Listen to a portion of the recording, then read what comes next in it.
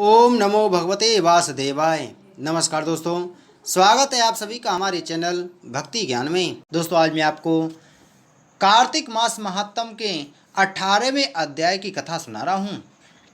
नारद जी बोले, ही राजन, उन बोए हुए बीजों में 3 वनस्पति हुई, धात्री, आंवला, मालती और तुलसी। सरस्वती के बीज से धात्री, लक्ष्मी के बीज से मालती और गौरी के बीज से तुलसी उत्पन्न हुई। उस समय विष्णु स्त्री रूपी वनस्पतियों को देख वृंदा के रूप को देखा तो उठ बैठी। कामातुर विष्णु ने प्रेम पूर्वक उन्हें देखा, तब तुलसी और धात्री उन्हें देखने लगी। लक्ष्मी ने ईर्षा करके बीज दिया था, अतः उससे उत्पन्न स्त्री लक्ष्मी से ईर्षा करने वाली हुई। इस कारण इसका नाम अति बर्बरी रखा।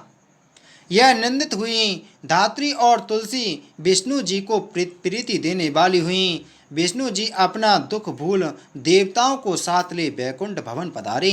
इसी कारण कार्तिक के व्रत व उद्यापन में तुलसी के पास विष्णु जी का पूजन होता है। तुलसी का वृक्ष सब पापों को हरने वाला और कामों को पूर्ण करने वाला है।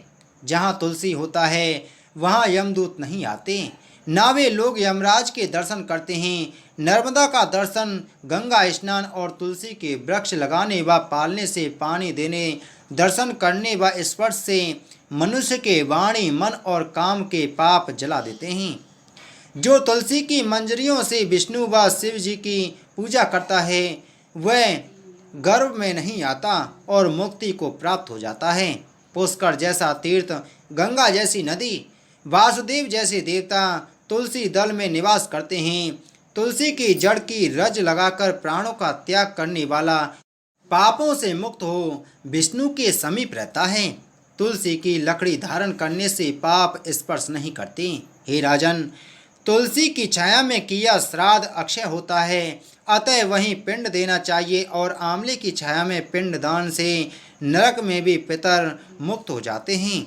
आंवले का फल तुलसी व द्वारका की रज शरीर में लगाने वाला जीवन मुक्त कहा जाता है।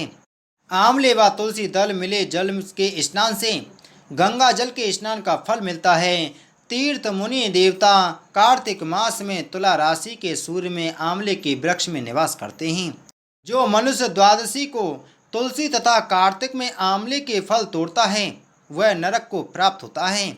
जो व्यक्ति कार्तिक मास में आंवले की छाया में अन्न खाता है उसके वर्ष भर के पाप नष्ट हो जाते हैं।